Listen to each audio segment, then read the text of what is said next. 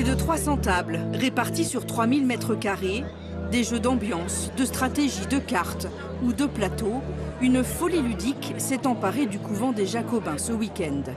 Les joueurs, par milliers, ont tous les âges, débutants ou compulsifs, en famille ou entre amis. Chacun sa raison d'être là. On est venu avec notre petite fille qui a flashé sur un jeu juste parce que le design de la boîte lui plaisait bien. Et du coup, je me suis renseignée voir si le jeu correspondait à son âge, comme elle a 4 ans. Et ça fonctionne, donc je lui ai pris. Ça peut être des jeux d'ambiance, là c'est des jeux quand même, il y a quand même de la stratégie, mais la mécanique est simple. Et du coup c'est facile à expliquer, on prend du plaisir même à rejouer, c'est pas tout le temps les mêmes parties. Je pense que maintenant on a vraiment un vrai choix qui fait que tout le monde va pouvoir s'y retrouver. Et moi je vais être capable de jouer avec ma grand-mère, avec mes parents, avec mes amis, à des jeux différents mais tout aussi plaisants.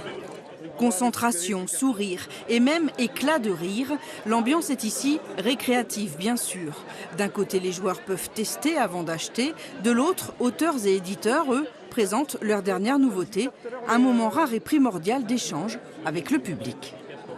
Comme beaucoup d'autres créateurs qui, quand ils vont dans un concert, musiciens par exemple, ont ce retour du public par les brouhahas, les applaudissements. Nous, on a les sourires, les félicitations, j'ai adoré ça, même les critiques des fois, ça j'ai pas aimé mais on a fait différemment et ça marche bien. Si Tony est par ailleurs prof de mathématiques, Thomas, lui, rennais de 39 ans, est un auteur qui vit de ses créations. Après 2 jeux à succès, il surfe sur la tendance actuelle pour que ça continue. Un jeu qui n'est pas trop frustrant, qui est plutôt gratifiant, qui est plutôt facile d'accès.